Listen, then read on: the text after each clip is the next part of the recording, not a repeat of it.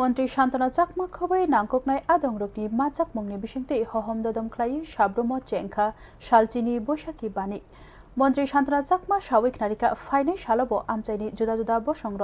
হাইকেনো কোথাওই টংলাইনানি বাগै cock কচারখা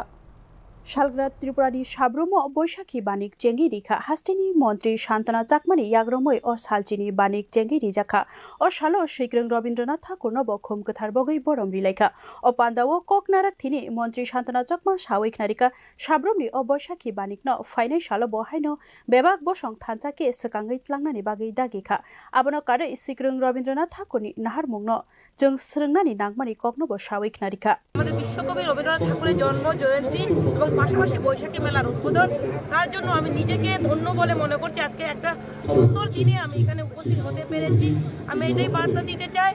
যে শান্তিপূর্ণভাবে যাতে এই মেলা উদযাপন হয়। আমি জানি এই এলাকা শান্তিপূর্ণ, আরও সকলে মিলে জাতি জনজাতি মিলে এই এলাকাকে যাতে আমরা প্রত্যেকেই আরও এগিয়ে নিতে পারি, ডেভেলপমেন্ট করতে পারি। পাশাপাশি যেহেতু আজকে আমাদের বিশ্বকবি রবীন্দ্রনাথ ঠাকুরের জন্মজয়ন্তী, তার জন্য এটাই বলবো ওনার আদর্শ, উনি সবসময় শান্তির বার্তা দিয়েছেন, পাশাপাশি মানবতার বার্তা। ও শালনি পান্দাও মন্ত্রী শান্তনা চাকমানো কারে শালগ্রা ত্রিপুরা হাংকটি সভাধিপতি দীপক দত্ত তে মনো বিধানসভানি এমএলএ মাইল ফ্রুম খবৈ স্পোর্টস কাউন্সিলনি চেয়ারম্যান দীপায়ন চৌধুরী আকসংরগ মানজাখা ব্যুরো রিপোর্ট নিউজ নাও।